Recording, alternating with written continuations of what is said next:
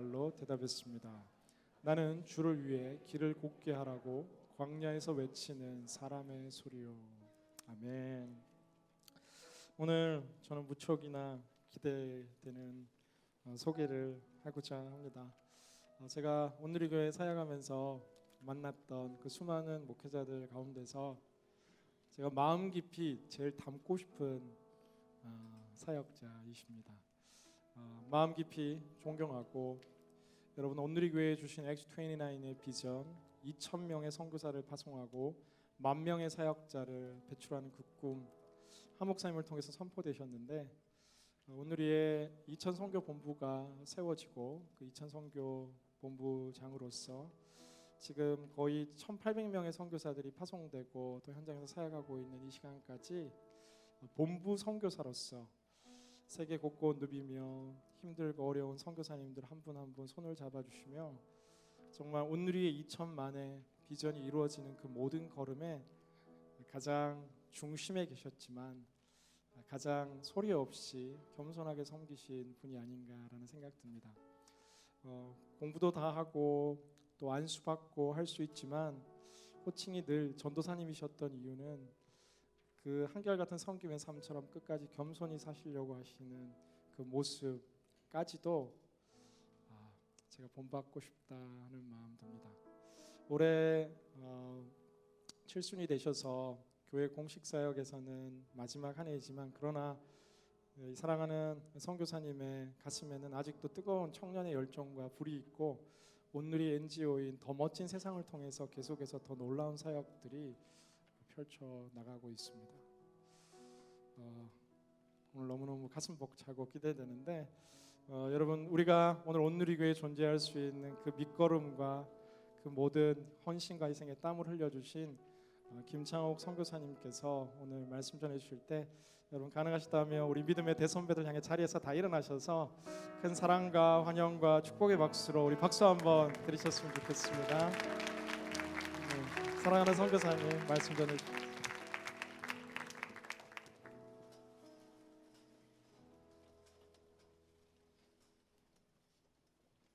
기도하고 시작하겠습니다. 좋으신 아버지 하나님, 이 시대의 새벽 이슬 같은 귀한 젊은이들을 모이게 하여 주시고 주님께 시선을 고정하며 하나님의 뜻과 마음이 어디 있는지를 헤아리며 이 시간 예배제로 불러주신 주님을 찬양합니다.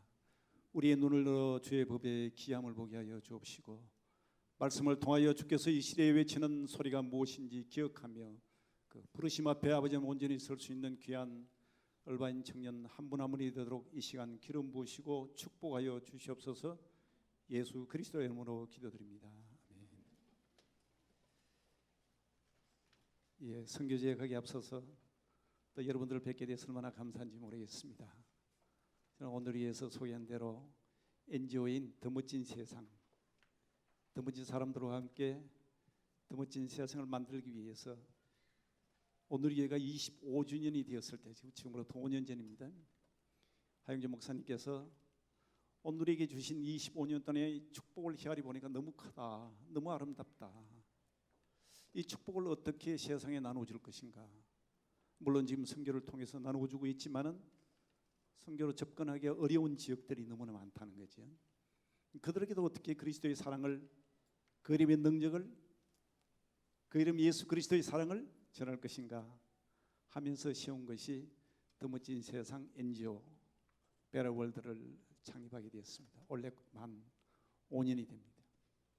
오지 지역에 접근하기 어려운 볼라니 종족이라든지 순수한 모슬림 종족 이들에게 다가갈 수 있는 것은 그리스도의 사랑 외에는 아직까지는 느끼지를 못하기 때문에 다가가는 것이 오늘 우리에게 해야 될 마지막 사명으로 깨닫고 선교의 또 다른 한 형태로 또 다른 축으로 NGO 사역을 시작하게 되었습니다. 그래서 주로 서부아프리카라든지 동부아프리카라든지 이런 오지 지역들, 다음에 모슬림 국가로서 들어갈 수 없는 파키스탄이라든지 이런 순수 모슬림 지역들이 들어가서 그들을 섬기고 그들의 한 마을을, 한 국가의 한 마을을 아름다운 마을로 Making Better Village, 그리스도가 다스리고 그리스도가 사랑하는 그 마을을 만들기 위해서 전기라든지 우물이라든지 보건이라든지 교육이라든지 이런 영역으로 그런 모자를 쓰고 들어가서 사역을 하고 있습니다. 이제 또 니카라과의 이 사역을 위해서 내일 출발하게 되겠습니다. 우리가 이 땅에 살아가면서 다양한 형태의 삶을 사는 사람들 많이 보는데 크게 불의를 하게 되면 한 두 부류 정도는 불의할 수 있는가, 구분할 수 있지 않겠는가 이렇게 생각합니다. 첫째 부류는 이성을 따라가는 사람입니다. 세상을 추구하는 사람들이죠. 엄밀하게 보면은 자기의 경험과 자기의 지식과 자기의 모든 것을 다 동원해서 내가 어떻게 이 세상의 주인이 될 것인가 이를 위하여 매진하고 달려가는 사람입니다. 우리가 교회 안에서도 이렇게 살 수 있습니다. 그 어떤 것보다도 내 이성을 존중히 여기고 그 어떤 것보다도 세상을 따라서 출세하고 더 나은 것을 추구하기 위한 때로는 신기루와 같은 것을 쫓아 헤매는지도 모르지. 그러나 그것은 영원하지는 않습니다. 영원하지 않을 뿐만 아니라 사람을 너무나 주목하게 됩니다. 인기를 너무 따라가게 되어 있죠. 근데 여러분, 인기는 떨어질 때에 엄청난 속도로 떨어지기 때문에 힘든 상황들을 참 많이 느낍니다. 그리고 사람의 시선은, 제가 좀 냉정하게 이야기하면 사람의 시선은 우리에게 이익이 되지 않습니다. 사람의 시선은 독이 될 뿐입니다.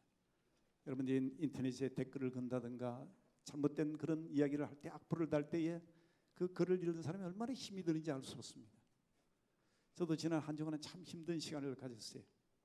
한 사람이 댓글로 얼마나 힘들게 이야기를 하는지, 뭐가 진리인지 무엇이 비진리인지 논하기 전에 자기의 주장만을 이야기하는 그런 모습들, 이런 사람들은 이성을 추구하는 사람입니다. 사랑하는 성도들, 여러분 무엇을 추구하는지, 내가 이성을 추구하며 따라가는지, 세상의 가치를 나의 가치로 삼고 있는지를 우리가 이 시간 말씀 앞에서, 말씀의 거울 앞에서 우리가 우리를 다시 한번 재점해보는 그런 시간 되었으면 좋겠습니다. 그런가 하면 이성을 추구하는 사람 못지않게 따라가는 사람은 믿음을 추구하는 사람. 믿음을 추구하는 사람은 자기의 가치보다도 하나님의 가치를 우선 여기고 있습니다. 비록 어리석어 보이지만은 이 시대에 맞지 않고 이해되지 않는, 어리석어 보이지만 하나님의 말씀을 가장 귀하게 여깁니다. 하나님의 말씀을 내 생명책으로 여기고 하나님의 말씀을 내 삶의 나침판으로 여기는 이런 삶을 살아가는 사람은 믿음의 사람이요 비전의 사람입니다. 여러분, 히브리서 11장에 보면 이런 믿음의 사람들이 수없이 나열되어 있습니다. 우리는 그들을 믿음의 거장이요 믿음의 선배라고 이야기하지만 지금 우리 시대에 사는 사람과 동정이 똑같은 사람들입니다. 다만 그들은 이성을 추구하지 않고 세상을 추구하지 않고 오직 믿음을 추구했던 사람들. 믿음으로 에녹은, 믿음으로 모세는, 믿음으로 바울은, 믿음으로 아브라함은, 그 이름 앞에 그들이 추구하는 가치를 정리하는데 그것이 믿음이라는 것을 이야기하고 있습니다. 오늘 그 믿음을 따라 살았던 사람이 우리가 본문에 읽었던 요한 1장 23절에는 세례 요한이라는 사람입니다. 영국의 리버풀을 가게 되면은 조그마한, 영국에서 그래도 제법 큰 미술관이 있습니다. 제가 영국에서 공부할 때 현장을 가보니까 두 개의 그림이 아주 대비되어 있습니다. 한쪽 벽에는 수반 위에, 쟁반 위에 한 사람의 머리가 달랑 올라가 있는 그림이 있습니다. 또 그런가 하면 한쪽 벽에는 아름다운 침대 위에 아름다운 여인의 무릎을 베고 누워 자고 있는, 쉬고 있는 삼손의 그림, 두 그림이 참 잘 대별되어 있습니다. 두 사람 다 하나님이 부른 사람입니다. 두 사람 다 하나님이 부른 사람이지만 그 인생을 어떻게 추구하고 마지막 어떻게 살았던가 우리로 하여금 생각하게 하는 그런 그림이 리버풀 그 미술관에 있습니다. 리버풀은 비틀즈가 태어난 그런 고향이지. 소환 위에 머리만 달랑 놓인 사람은 누구냐면 오늘 우리가 읽었던, 본문에 읽었던 세례 요한입니다.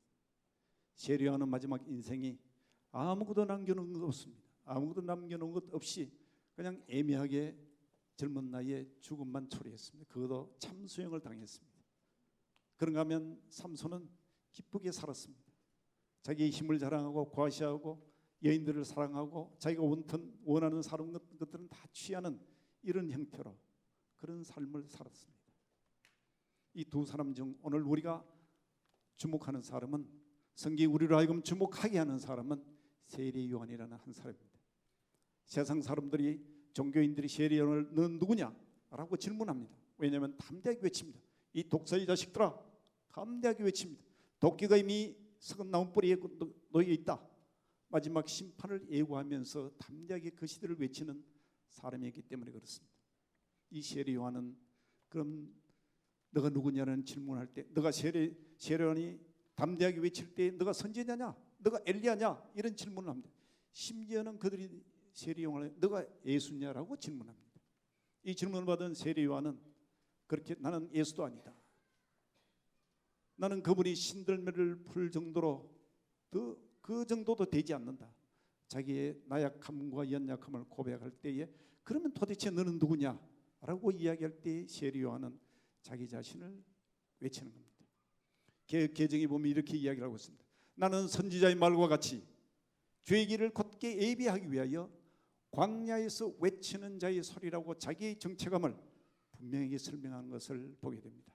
오늘 세례 요한이 외쳤던 그 외침 속에서 우리가 주목하는 것은 세례 요한의 인생은 어떤 삶을 살았던가, 어떤 목표를 살았던가. 오늘 우리가 나누고자 하는 기도 제목, 말씀 제목과 같이 길을 예비하는 자로 살았다. 주의 길을 곧게 예비하는 자로 이 땅에서 짧은 기간이지만은 담대하게 살았던 것을 보게 됩니다. 첫 번째 세례 요한은 자기가 누구냐 예수 그리스도의 질문할 때 나는 그렇지 않다. 나는 이사야 말과 같이 자기를 설명할 때 근거를 어디에 두느냐 말씀에 근거를 두는 것을 보게 됩니다. 이사야 40장 8절에 보면은 그 말씀이 있습니다. 이사야 말씀이 구약의 말씀이지만은 내가 신약에 살아가는 세례 요한이지만은 내가 지금 이 시대에 살아가는 것은 구약에 기록되어 있는 이사야가 외쳤던 그 예언의 말씀, 그 말씀을 성취 위하여 살아야 한다. 이성의 사람이 아닌 믿음의 사람, 비전을 추구하는 사람은 주의 길을 곧게 예비하기 위하여 살아가는 사람은 첫 번째 어떤 사람인가? 말씀 성취에 자기 인생을 거는 사람이다. 말씀에 자기 근거를 두는 사람이다. 내가 나를 설명할 때에 하나님의 관점이나 세상의 관점으로 나를 보지 않고 하나님의 관점으로 나를 보는 사람이다. 사도 바울은 모든 선지서를 쓸 때에 그렇게 자기 자신을 소개하는 것을 보게 됩니다.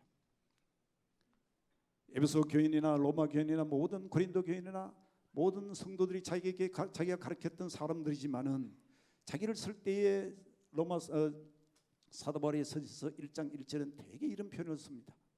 예수 그리스도의 종 바울은 하나님의 뜻으로 말미암아 사도된 나 바울은 내가 로마의 시민권을 가졌고 내가 그 당대의 유명한 가모리엘 문화생이 아니라 그런 뜻이 아니라 나는 하나님의 뜻으로 말미암아 사도된 나 바울은 모든 출발점을 자신에 두지 않고 from God 하나님으로부터 시작하는 그 아름다운 모습을 보게 됩니다.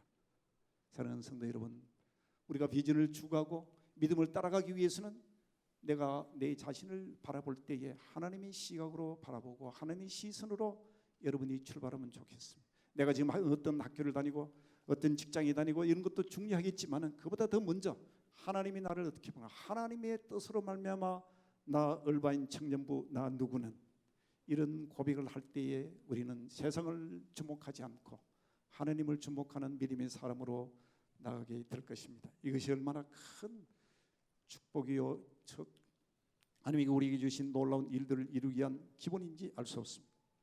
그렇습니다. 우리는 우리의 모든 삶의 방향은 하나님의 말씀에 성취하는 도구로서 하나님의 말씀을 성취하는 내 인생으로 살아가는 것이 가장 중요하기 때문에 그렇습니다. 하나님은 우리 그렇게 귀하게 사용하시기 위하여 우리를 선택하셨습니다. 성경에 보면 말씀 성취에 가장 모델되는 사람은 누구겠습니까? 예수 그리스도입니다. 예수 그리스도는 3년 동안 공생의 이 땅에 살면서 좌로나 우로나 어떤 유혹이와도 흔들리지 아니하고 오직 십자가를 주목하며 그 십자가를 지시는 것이 비전이기에 계속 달려가는 그런 아름다운 삶을 삽니다. 여러분은 어떤 인생을 살기를 원하십니까? 그렇게 하기 위해서는 먼저 출발점부터 내가 누구로부터 시작되는가? 내가 나의 가문의 뜻을 이루기 위해서 내가 이 시대를 추구하고자 원하는 그 뜻을 이루기 위해서 내가 지금 살아가고 있는지를 다시 한번 돌이켜볼 필요가 있습니다. 왜냐하면 말씀의 뿌리를 받고 사는 인생은 흔들리지 않기 때문에 그렇습니다. 말씀과 함께 살아가는 사람은 어떤 위기를 만나든 비바람이 불든 흔들리지 않고 계속하여 바르게 살아갈 수 있습니다. 마태복음 7장 24절과 25절에 보면 반석 위에 세운 집은 창수가 나고 바람이 불고 홍수가 나도 흔들리지 않는다. 이런 말씀 안에서 우리가 다시 한번 바라보게 됩니다. 사랑하는 성도 여러분, 우리의 근본을 어디다 뿌리박을 것인가? 말씀에 뿌리박는 축복된 인생이 되기를 바라겠습니다. 그럴 때 우리 말씀 성취에 쓰임받는 인생이 되고 그 말씀은 하나님의 약속이기 때문에 이 시대에 반드시 열매를 맺습니다. 왜냐하면 하나님은 신실하신 분이기 때문에 그렇습니다. 이렇게 해서 우리는 하나님의 성품을 닮아가야 할 것입니다. 이렇게 바울은 나는 이사의 말과 같이 이렇게 표현을 하면서 주님의 길을 곱게 하는 일이 내 사명이다. 주님의 길을 곱게 하는 것이 나의 미션이다 하고 주의 길을 곧게 예비하는 그런 삶을 살게 됩니다. 따라서 비전의 사람이나 믿음의 사람은 두 번째는 사명을 따라가는 사람이다.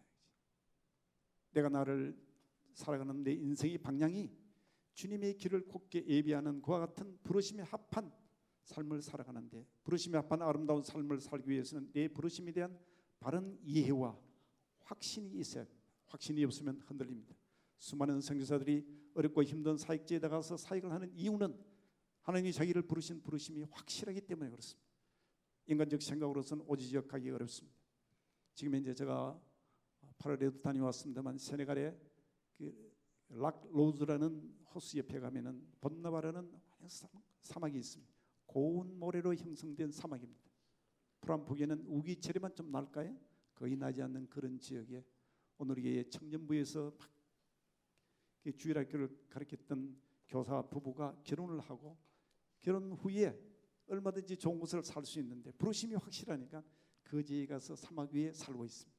그래서 저희가 블록집으로 $100 방 2칸을 만들어 줬는데 제가 처음 8월에 가보니까 물이 있습니까? 전기가 있습니까? 아무것도 없습니다. 물은 그냥 퍼올려서 필터링 해가지고 먹다 보니까 그래도 완전히 걸리지를 않으니까 수질성 배탈도 많이 나고 어려움을 많이 겪지.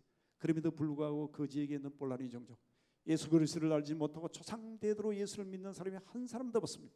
그런가 하면 그 마을에 5,000명의 사람이 사막에서 그 어려운 삶을 사는 것을 보고 그 자녀들을 위해서 헌신해서 들어가서 그 부부가 얼마나 아름답게 사는지 모르겠습니다.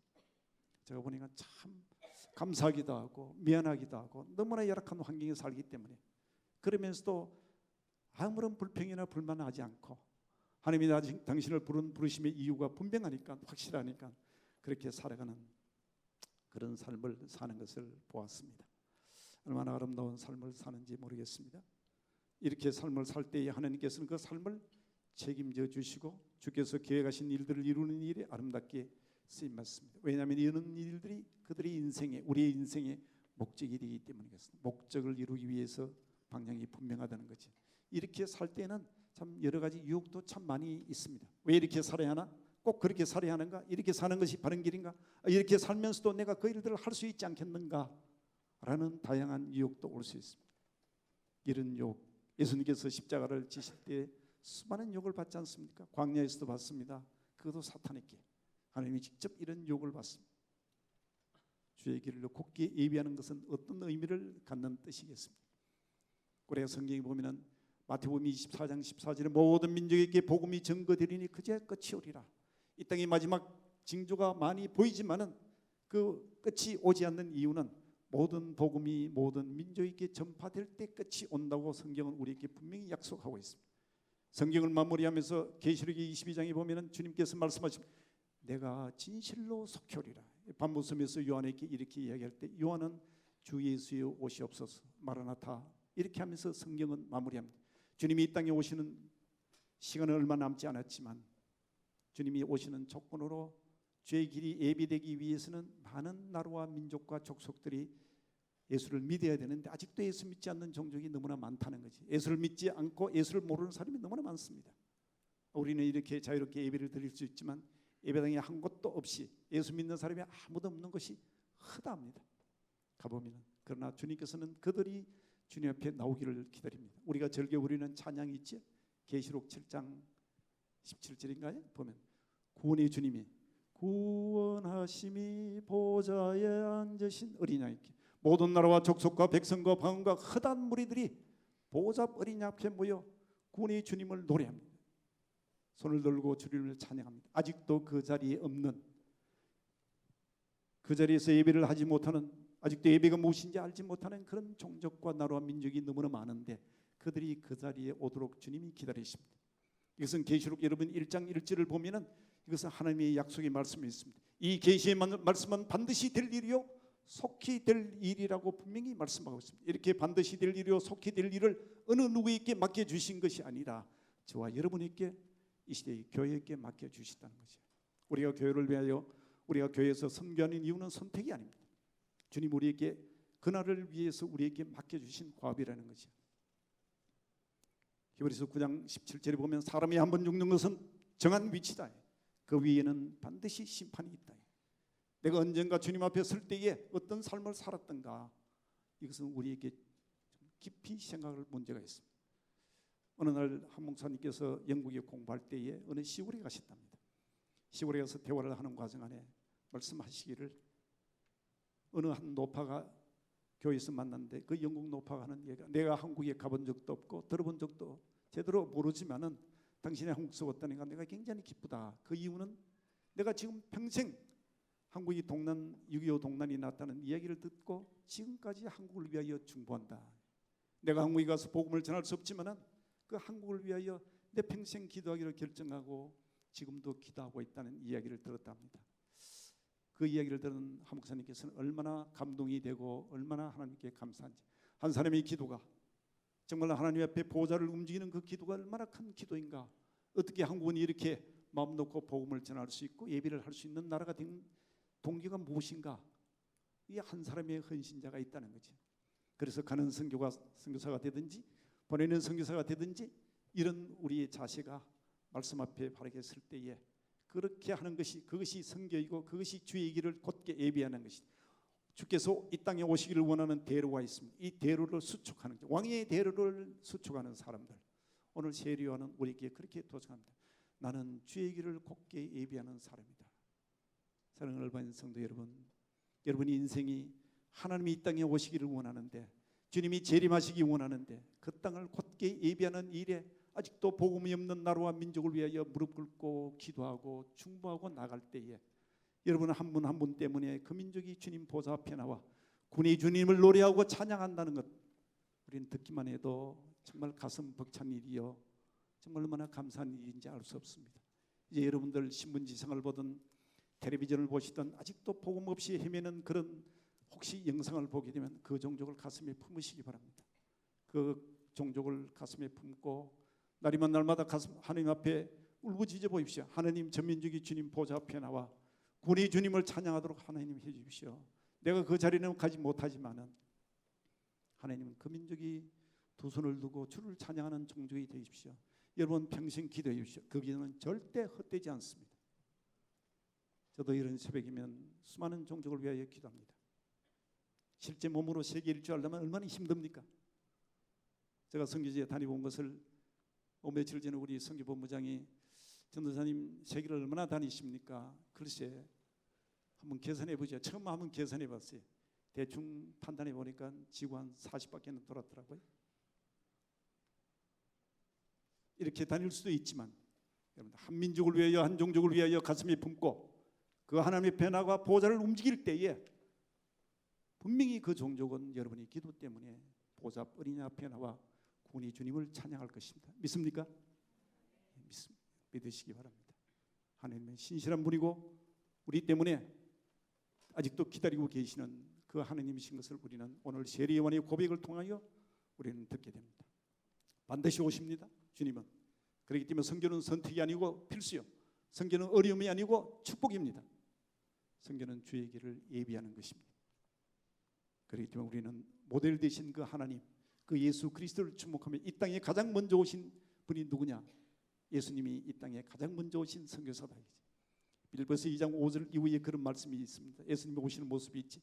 너희 안에 이 몸을 품으라 곧 그리스도 예수의 마음이니 그는 근본 하나님이시나 하나님과 동등됨을 취할 것으로 여기지 아니하고 인간의 몸으로 이 땅에 오셨습니다. 선교사로 오셨습니다. 모습을 보여주셨습니다. 선교사는 과연 무엇인가? 낮은 곳으로 임한다는 거지. 오늘 금년 표어가 우리 본당에 붙어있지. 낮은 곳도 낮은 곳으로, 낮은 곳도 낮은 곳으로. 주님이 이렇게 오셨기 때문에 그렇습니다. 이렇게 오실 때 여러분들 낮은 곳에 가보십시오. 그곳에 뭐가 있느냐면 사랑이 있습니다. 낙엽이 지거든 물어보세요. 그곳에 왜 사랑이 있느냐고. 이런 시도 있죠. 여러분들이 낮은 곳이 어렵고 힘든 곳일지 모르지만, 그렇게 생각할 수 있을지 모르지만, 그 낮은 곳에 가면은 정말 감당할 수 없는 사랑이 있습니다. 이것은 복음을 전할 때 알 수 있습니다. 근데 한 걸음 더 나가서 세례요한은 이렇게 합니다. 나는 주의 길을 곧게 예비하게 하여 어떤 자냐, 광야에서 외치는 자의 소리다. 광야에서 외친다. 그렇습니다. 우리의 사역의 현장이나 우리의 삶의 현장이 영적으로 보면 광야와 같습니다. 얼마나 메마릅니까? 사람과의 관계도 그렇고요, 복음이 없거나 또는 약한 가정 안에 들어가서도 그렇고요, 심지어는 교회 안에 돌아도 정말 메마른 곳이 참 많이 있습니다.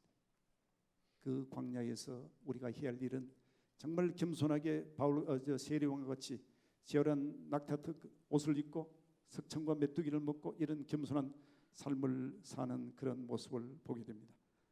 이렇기 때문에 우리는 언제나 늘 떠날 준비가 되어야 할 것입니다. 가난한 마음으로 이를 떠날 준비를 해야 될 것입니다. 제가 선교지에 가보면 딱 세 부류가 있어요. 세 부류의 사람들.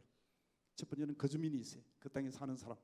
그 땅에 사는 사람 모든 것 모으고 집도 사고 뭐 다양하게 해서 그 자리에서 천년 만년 살 것이 다 준비하고 사는 사람들입니다. 그런 사람이 있어요. 또 두 번째 어떤 부류의 사람이 있냐면 관광객이 있어요. 그 땅의 아름다움을 자기 돈 주고 자기가 원하는 곳에 가서 재밌게 살다가 떠나는 사람이 있어요. 또 그 땅에 눈이 보이지 않지만 한 부류의 사람인데 누구냐면 순례자입니다. 순례자의 삶을 사는 선교사들이 있습니다. 이들은 본향이 어딘지 아는 사람입니다. 나그네라는 것은 자기가 가야 할 곳이 어딘지 분명히 아는 사람이 아니겠습니까? 이 땅이 본향이 아님을 분명히 알고 있습니다.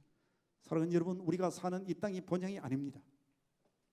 여러분이 얼반에 사시든 미국에 사시든 어느 곳에 살든 이것은 우리의 본향이 아닙니다. 왜냐하면 빌립보 3장 20절에 우리의 시민권은 하늘에 있다. 우리는 천국의 시민권을 가진 사람이기 때문에 이 천국 시민권 가진 사람이 거지지 마냥 이곳에 뿌리를 내린다든가 내가 가고 싶은 것을 찾아가는 관광객과 같은 삶을 산다든가 하는 것은 언젠가는 후회합니다.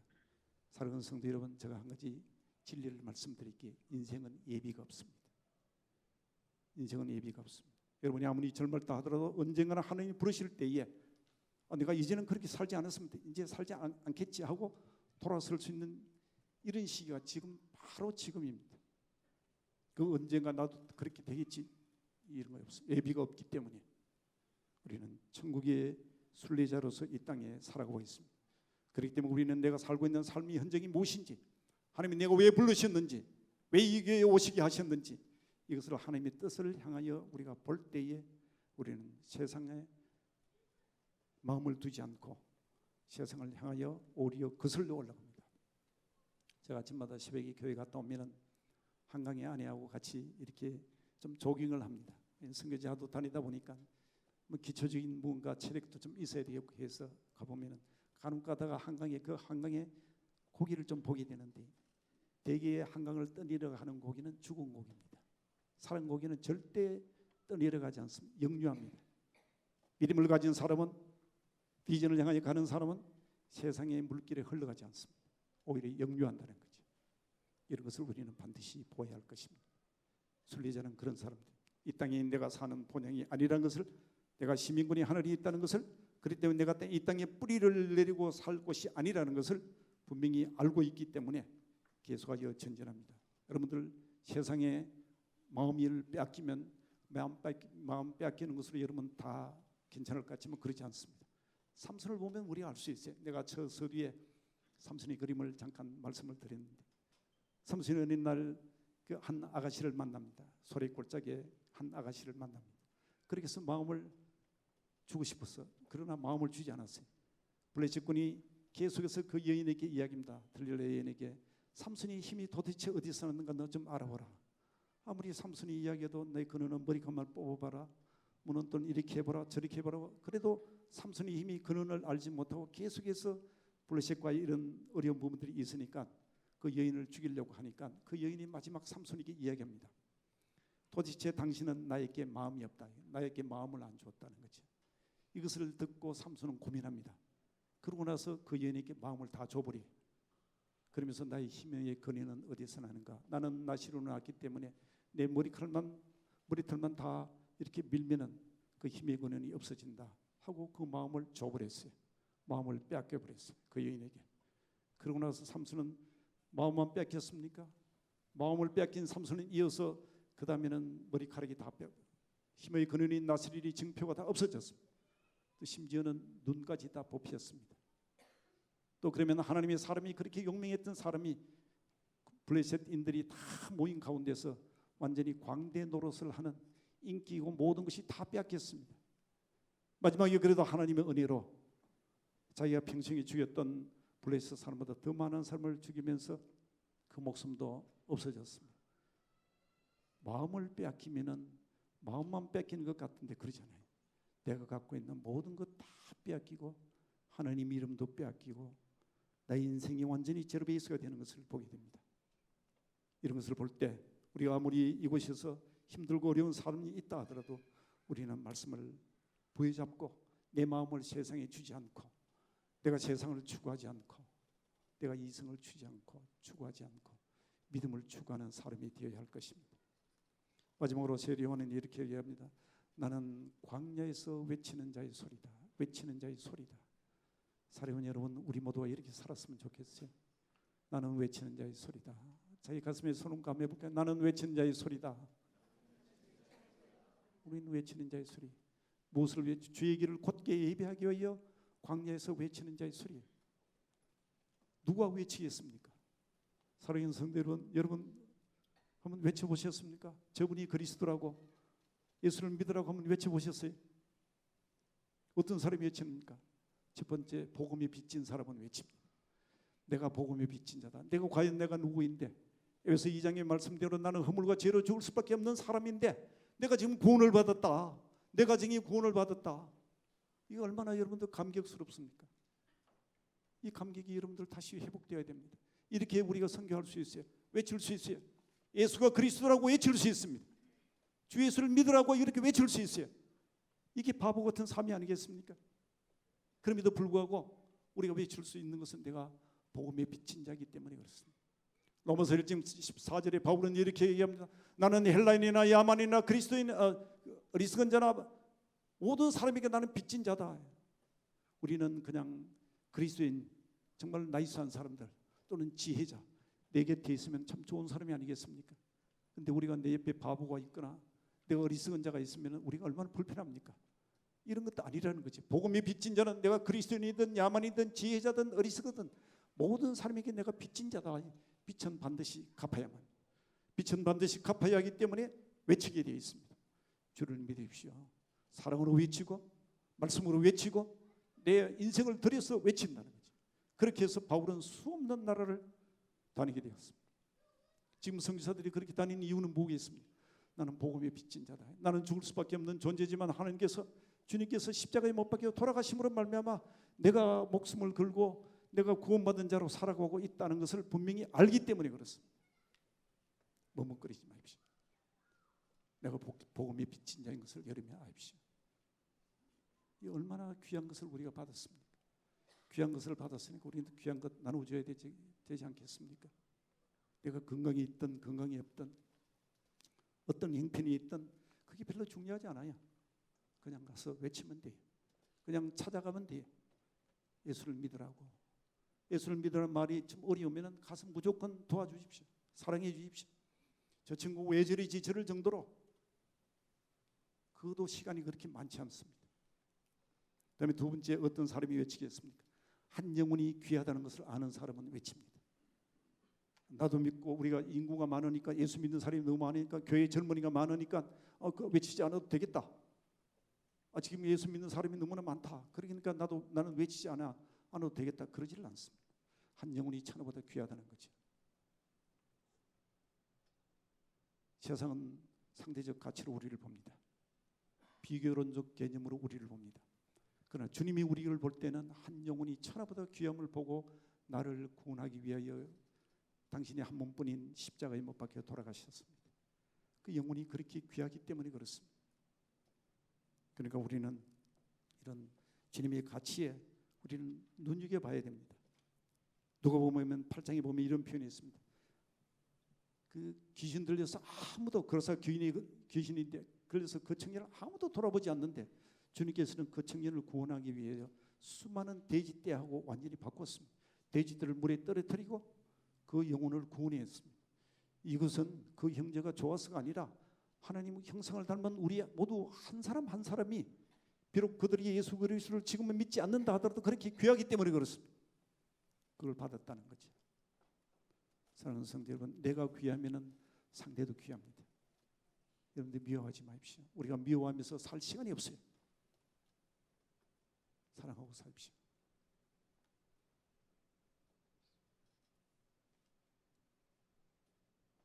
지금 우리 주변에 죽어가는 사람들 너무 많아요. 제가 아프리카 다녀보니까 평균 6가족이 하루를 얼마에 사느냐면 1불이 살고 있어요. 1불. 6명, 7명, 8명이 1불 사니까 뭘 먹겠습니까? 그러면서도 더 중요한 것은 그분들이 예수를 몰라요. 우리가 구원할 사람들, 잃어버린 영혼들이 너무나 많습니다. 주님께서는 그래서 우리를 기다립니다. 근데 또 하나는 바울은 오늘 세리요는 우리에게 그런 교훈을 합니다. 자기는 소리다. 얼마나 겸손합니까? 여러분, 소리는 1초에 한 330m 갑니다. 그러면서도 실체가 없어요. 내가 그리스도를 전가하지만 나를 드러내지 않는 것을 우리는 보게 됩니다. 복음을 전하는 사람은 그런 겸손함이 좀 있다는 거죠. 이렇게 세리요는 이런 청지기 삶을 아름답게 살았습니다. 그런데 그렇게 살았더라도 마지막 삶이 쟁반 위에 목 하나밖에 없었지만은 인생의 결산은 여러분들 사람이 하지 않습니다. 하나님이 평가해 주십니다. 마태복음 11장 11절에 보면 그렇게 비굴하게 죽었고 누가 보면 바보스럽게 살았고 죽었지만은 아무것도 없이 쟁반 위에 그 목 하나만 올라가 있었지만은 예수님은 이렇게 표현합니다. 마태복음 11장 11절에 여자가 낳은 중에 세례요보다 더 큰 이가 일어남이 없더라. 주님이 최고로 보십니다. 사람에게 여러분들 점수 따리 하지 마십시오. 주님이 여러분들의 중심을 보고 계시고 주님이 세례요한에게 이렇게 말씀하셨듯이 여인이 낳은 자 중에 세례요한보다 더 큰 자가 없다는 거지. 그보다 더 큰 칭찬이 어디 있겠습니까? 오래 살았느냐 많이 살았느냐 그 별로 중요하지 않다는 거지. 주님은 오늘 세례요한을 통해서 우리에게 이런 이야기를 해주시죠. 제가 한 사람만 소개하고 마치겠습니다. 오늘 이게 전광호 선교사라는 분이 있습니다. 일본서 박사과정을 마치고 미국 와서도 엄청난 그런 공부를 다 했습니다. 그럼에도 이분이 마지막 일을 시작하기 전 이것은 하나님의 은혜다. 하나님의 은혜를 기억하고 이 사람이 모든 것 다 내려놓고 딸 한 명을 데리고 부인과 함께 인도네시아에 들어갑니다. 인도네시아에 들어가서 복음을 알지 못하는 그 젊은이들에게 그리스도의 복음을 전합니다. 그러다 이분이 4년 동안 열심히 사역하다가 한국 돌아서 너무 기침이 심해서 돌아왔어요. 성교사님 어떻게 돌아왔습니까? 그러니까 기침 때문에 자기가 도저히 못 견디겠다고. 그래서 병원에 들어가서 치료를 받아보니까 천식으로 판명됐습니다. 그래서 약을 들고 다시 들어갔습니다. 그런데 병원에 들어가서 다시 약을 가지고 들어가도 기침이 낫지 않아서 3개월 후에 다시 왔어요. 그래서 다시 서울에 있는 유명한 병원에서 다시 점검하니까 이미 가망이 없어요. 온몸에 암이 다 전이가 됐어요. 오진이 했어요. 폐병인데 폐암인데 천식으로 판명됐어요. 그렇게 해서 한 2주 있다가 돌아가셨어요. 이분이 돌아가시 며칠 전에 사랑하는 딸과 아내를 놓고 마지막 유언을 합니다. 당신이 또는 내 딸이 한국에서 미국에서 충분히 살 수 있는 여건도 되지만 그렇게 절대 살지 말고 내가 지금까지 만났던 그 인도네시아 그들을 위해서 인생을 좀 투자하라고 이야기를 들은 딸과 부인은 일주일 후에 남편이 죽고 아버지가 죽고 일주일 후에 다시 인도네시아에 들어가서 지금까지 아름답게 사역하고 있어요. 젊은이들에게. 여러분들 이런 정말 아름다움이 어디에서 나오는가? 우리가 주를 주목하고 하나님이 주신 사명이 얼마나 큰지 길을 예비하는 사람들이 우리의 힘으로 사는 것이 아니라 주님의 힘으로 살 수 있습니다. 우리 젊은이들 다시 한번 제가 부탁합니다. 주님이 원하시는 아름다운 인생을 통해서 하나님 앞에 정말 바보스럽게 이 시간 또는 이 땅을 살아가면서 바보스럽게 산다 하더라도 주의 뜻대로 살아가는 여러분이 되기를 축원합니다. 세리요한은 이야기했습니다. 나는 이 사회 말과 같이 주의 길을 곧게 예비하기 위하여 광야에서 외치는 자의 소리라. 아멘. 기도하겠습니다.